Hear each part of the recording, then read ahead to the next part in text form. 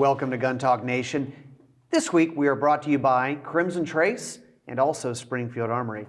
Today we've got Jason Cloessner with us. Jason is a guy who's been in the industry for a long time, but nope, he's not with a gun manufacturer. He doesn't work at a gun dealer. This is a little bit of an inside baseball, inside the gun industry, is the distributor side.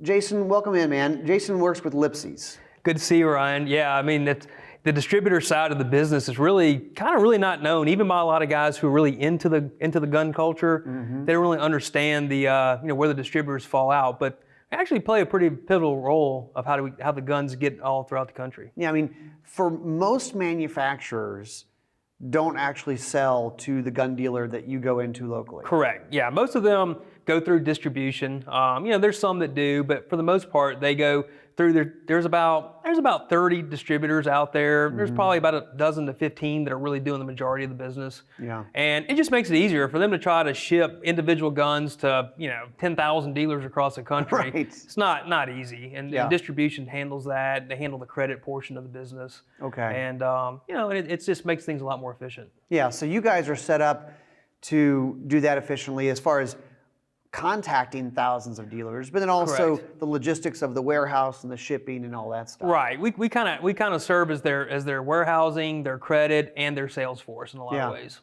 So another aspect of what you guys have become known for at Lipsey's is special makeup guns. Correct. I mean, talk about the special makeups and how that has developed into what it is. Yeah, and that's basically what my job is to do our special makeup, non-catalog type stuff that are sold exclusively through Lipsey's. And basically what it is, it's guns that we look at and say, hey, this would be something that the market is needing. Mm-hmm. Maybe it's something the manufacturer had skipped. Maybe they do a certain model and they have these 3 different barrel lengths in blue, but then they only have 2 of those barrel lengths in stainless. Well, let's do the 3rd one in stainless. It could be that, it could be a new cartridge, it could be another barrel length, it could be maybe a different color. Yeah. It could be lots of different things. We try to do things that are more feature and performance based than just cosmetic. Okay. I think we pride ourselves at being a group of guys who like to shoot and carry guns. You specifically, Jason, if you're listening, and I mentioned this in a previous episode recently, I said, not everybody in the gun industry are necessarily shooters. Correct. Jason, you're probably one of the more gun guys that I know that's in the industry. So you have that, but you also have the ear of thousands of dealers. I mean, that's got to come into play too, right? Yeah, absolutely. Yeah, we get feedback from dealers all across the country. The distributors really have, in my opinion, the greatest overview of the industry as a whole, because every manufacturer knows what's going on. Whether it's SIG or Glock or Smith & Wesson, they know what's going on with their company. Right. Dealers across the country, a dealer in Baton Rouge, Louisiana, he knows what's going on in South Louisiana, but maybe not the market in California. Yeah, what sells in Fargo, North Dakota is different from Orlando. Exactly. Yeah. But the distributors are dealing with multiple manufacturers. They're dealing with dealers across the country. And with us having the special makeup section of it, we get a lot of feedback from consumers too, who are interested in what we're doing, and so we get a lot of feedback from that way. So we probably get as much overview of what's actually going on out there than anybody. Yeah. I used to be a busboy in a restaurant for a long time, and I always said the busboys are like that. Like, we're dealing with the kitchen, we're dealing with the waiters, the bartenders. All those people are in their own little world, and the busboy, the lowly busboy, is the one that knows he's a glue that puts it all together. Yeah, that's right. Right. But so you guys will meet with these manufacturers, or Ruger or Glock or whoever, and have meetings, right? Like brainstorm about this. Oh, absolutely. Stuff. Yeah. I mean, that's one of the things that I do a lot of is spend time not just with the manufacturer sales guys, but with their actual production people. Yeah, who are inventing these products. Right, and so we spend a lot of time working with those guys, sitting down, saying, hey, and they're pinging ideas off of us, we're pinging ideas off of them, and getting a good look and seeing of, the project. Sometimes it's a drawing, and sometimes it's a working prototype, and everything in between. And a lot of times we can give some feedback on what we're seeing as market trends, so they can tweak stuff before it goes into production. But also, it can be stuff that maybe they were kind of thinking about, but maybe their market analysis said it wasn't worth putting in the catalog. They're not and sure I'm like, hey, I think we can sell them because it's a niche market, but we know that niche and we can capitalize on it. Well, you think about it, and it's always fun when you get suggestions for guns because a lot of times you're going, you'll sell 3 of them. Yeah, right. But really, if you think about it, across the nation, I know you guys have thousands of dealers. For a gun company, it may be worth it to them to make 1,000 of something. Sure. And 1,000 sounds like a lot, but you go, yeah, but that's not even every single dealer taking one gun. No, it's, the runs vary. There's some stuff that we've done as small as, 50 pieces. Yeah. Maybe something really specialized. But then, we've also have other guns that have run, into some quite significant quantities. Right. It just depends on the project. And, what I tell the manufacturers is, especially if it's something that they are capable of making, but not sure if it's catalog worthy per se, hey, if I take it as a special makeup, it's sold. Right. You don't have to worry about going and marketing it and selling it to the other distributors and then making the dealers get interested. I'm taking all that on. So it takes a lot of the pressure off of them on some of these specialty projects, and it really works good for us. The special makeups gives our sales reps, something a little different to call out on these dealers with. The dealers that do business with us, it gives them something a little bit special that they can get. And the ones a lot of our dealers are really tied in with what we're doing. And they know some of them have certain counter space reserved for these guns. That's cool. And stuff like that. And if you look on a gun broker listing, a lot of times they really highlight it's a Lipsey's exclusive gun. Well, so it has value. For the dealer or for the shooting enthusiast, now you can own something that is unique. Yes. And maybe it's not one of a kind, but it's really unique. Probably in your area, at your range, your gun club, you're going to be like the guy that goes, yeah, there weren't a lot of these made. Right, exactly. It's that, and in doing some of the performance-based stuff that we do, we try to team up with people who are known as the guy in that segment of the industry, and then either incorporate some of their designs or some of their parts with the manufacturers, and it just gives a guy a chance to be able to buy something over the counter that's warranted by the manufacturer, that he doesn't have to go send off and have custom work done to it, wait potentially a year, maybe 2, and pay as much as he paid for the gun for the custom work. Yeah. That goes a long ways with a lot of these guys, and it's paid off. So we have officially buried the lead. We spent all our time on that, but we are actually here to talk about a new gun. It's from a company that probably people aren't familiar with. It's called Glock. Yeah, it's a small little company. So this is something that is pretty interesting. I know you've been working on it for a while. Tell us what we have. And for those listening, we are filming this and we are showing off this gun. So if you want to tune into YouTube or Facebook to see this video, you can do that. But walk us through the new Glock from you guys. Okay, well, this has been a project that's been in the works for about 3 years. It's something I've wanted to do for a long time, and it finally worked out where Glock agreed to do it, and now here we are. We've actually starting to see them. But this is the P80 model. And first of all, what it's not. It is not a polymer 80. Okay. It's not an 80% gun. No, the P80 was the original designation of the Austrian military pistol that basically started Glock. Yeah. And in 1980, the Austrian military decided they needed a new service handgun. And at the time, they still had Walther P30H, World War II era type pistols. Right. They put a solicitation out, and the normal suspects were bidding on the gun. 1981, Gaston Glock, who was not in the gun business at the time, he was in the polymer injection molding business, decides he wants to submit a gun, get a group together, design a gun, and submit it. Oh, we can make a gun out of plastic, and of course that's just a crazy idea at the time. Right, it was really novel. I mean, the only other polymer handgun I think that was out there, I think HK had one slightly before that in the 70s, but it was really pretty novel. The safe action trigger and everything. This was his design. It was what basically became the Glock 17.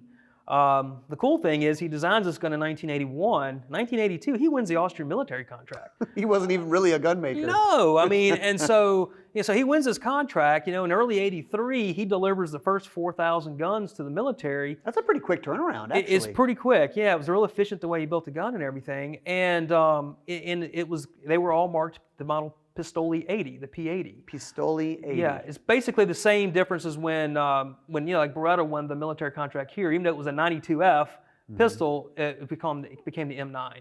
Right. So that was just, that was the designation for it. So the original Glock pistols were marked P80. So for someone who knows Glock pistols, you think of a Gen 1 exactly 17, a Glock this 17. Is basically the commercial version of that gun was the Gen 1 17. But so the reason this is cool is because that P80 model never came to the U.S. Is that right? Correct. Yeah. You remember in Europe, the serialized part is the slide.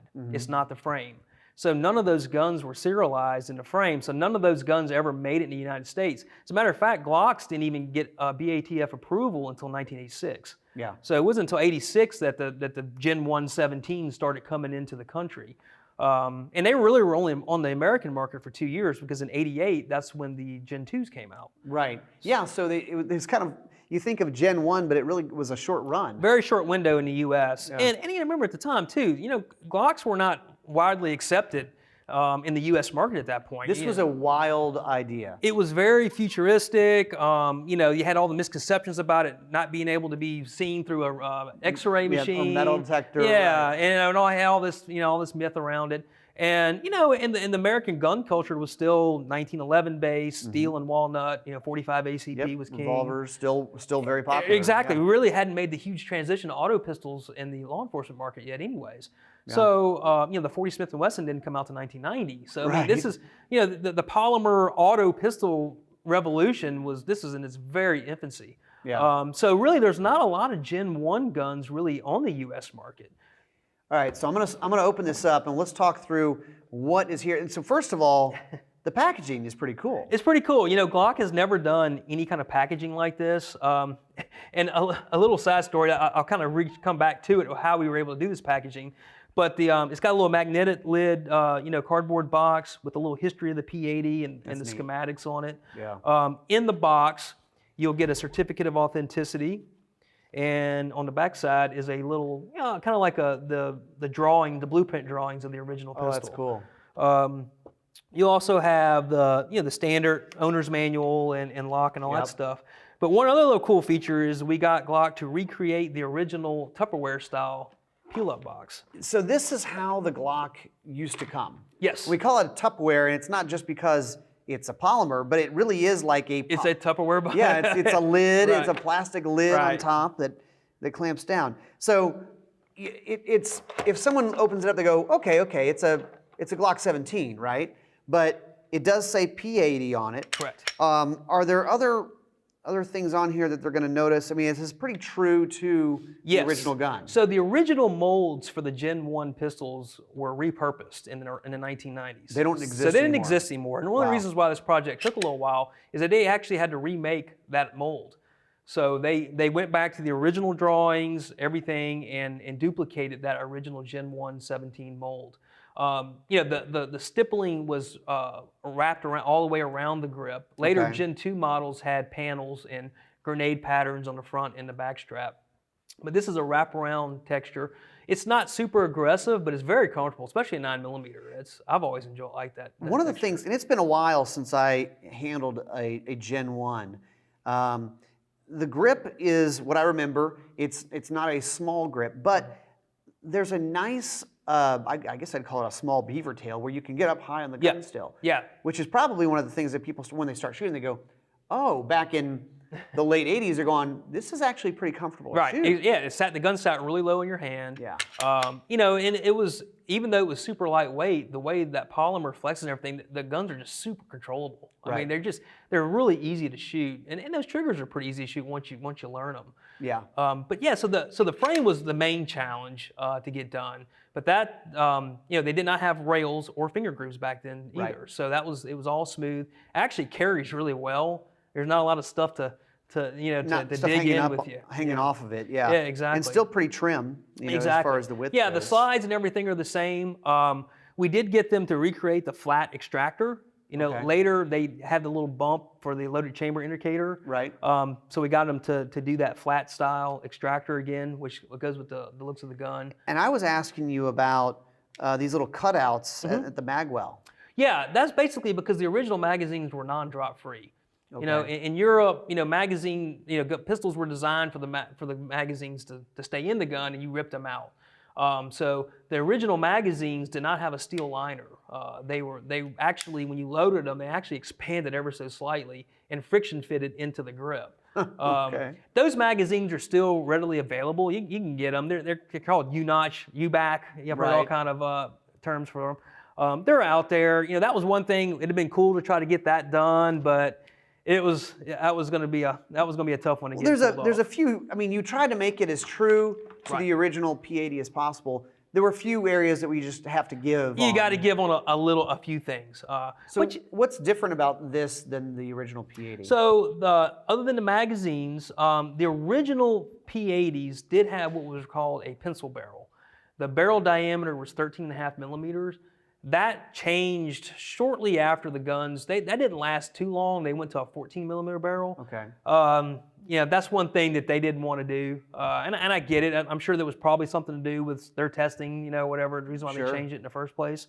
So it does have the same diameter barrel that is still current now. Okay, I was going to ask. Yeah, that has not changed. Okay. And really, honestly, the difference between Gen 1 and Gen 3 guns, it's really not that much internally. You know, the trigger bars, you know, the triggers, all that's the same. It's all interchangeable. We were able to replicate the one pin. You know, later, once the 40 Smith & Wesson came out, they were beating up guns pretty hard, so they had to go to a 2-pin system. Yeah. Because they were shearing the pins on those guns, on the 40s. The 9s never had an issue. Yeah, a 40 is, everybody who's shot a 40 knows, it's snappy. It's snappy, yeah. It exerts, it's a lot higher pressure, a lot more pressure than 45 ACP. Yeah. It's really hard on guns. So they didn't need to, so it's got the single pin like the original P80 has. You know, the original Tenifer finish, you know, that Glock was legendary for, they're not allowed to do that in Europe anymore because they had cyanide in the process. Kind of an issue, yeah. So you can shoot them and then you make them lick the gun. Correct, yeah. Correct. So this has the current, you know, the current finish, but it looks a lot like the original. Yeah. And obviously it has the serial number on the frame. We couldn't. ATF wouldn't allow us to do that one, so we had to go with that. There's some areas where either it's modern manufacturing that you had to give on, or different rules and right, exactly. So I mean, you know, again, it's kind of like having, you know, a sports car with modern brakes and steering that looks like a one from the '60s. Yeah, you know? A good way to put it. But it does ultimately on the side, which I think is the coolest. It says P80. P80. They use the original font that they used back then. It's cool. You know, I mean. These are the kind of the projects that excite me because, for one, it tells a pretty amazing history. You know, it's funny. I've talked to some people about this who were pretty savvy gun people, and they really didn't understand how quick, from 1981, when Gas and Glock decided to design this gun, to basically within a year or two, won military contracts, and within 10 years, pretty much took over the pistol market in the world. Changed everything. And you know, we were talking about at the office the other day. So, you know, what would have happened if Austria would have decided not to change handguns? Yeah. Would we even be talking about Glock right now? This guy named Gaston is just doing polymer molding stuff on, who knows, Tupperware or spoons I think, you know, the knives that they still make, I think he was actually making those back then. And I think he made like vacuum parts and stuff. Right. You know, just whatever, he's an industrialist. But he knew the strength of polymer. Yep. Probably more so, everybody else was going, but it's plastic. Go, no, it's not plastic. Right, it's different. It's different. Yep. It's injection molded polymer. Correct. And which now we know when there's videos all over the place of cars driving over plastic guns and mags or whatever it is. You know, it's funny, some of the manufacturers, you know, not Glock, but other manufacturers who've gone from aluminum parts to polymer parts on certain guns, you know, the shooting public, you know, got all upset about it, but they're like, well, it's stronger and it works better. I mean, you know, so, and a lot of times, even though it kind of makes you uncomfortable, it's really, they're not doing it just because they want to. Yeah, I mean, you think of like screw top wine. Oh, it's a screw top wine, it's bad. Actually, they're like, no, actually, corks aren't really good for, you know, keeping your wine for a long time. Exactly. So yeah, so I mean, there's a lot of things like that you know, in the gun industry that I think people just don't realize that these companies, these engineers, they test everything, and I mean, they test it ad nauseum, and so they're not doing these on a whim. I mean, there's a lot of things that are done because it is better or it's safer. Yeah. So if people are listening, they go, okay, that's really cool. I could own the original. even before the Gen 117. This is before that. Yep. Glock. They don't call Lipseys. Is that not? I mean, right? Yeah. Well, the best thing to do is to go to. We have two websites. We have Lipseys.com, and that's kind of our dealer generated website. You know, where dealers can get in, log in. They can do all their business on there if they want to. And we also have LipseysGuns.com. LipseysGuns.com is more based towards consumer interest. Yeah, the shooting public. Correct. So it's more about the ins and outs of our special editions. Okay. You know, maybe a little backstory. That's where we house our videos and stuff like that. But we also have a dealer finder on both sites, whichever one you end up on. But the best thing to do is to go into our dealer finder and punch in your zip code, and it'll pull up any dealer that pulls up on that dealer finder is somebody who's already set up with us and can put an order in that day. Okay. So it's not, I have to send them an FFL, get an account set up, and all that kind of stuff. They're ready to go.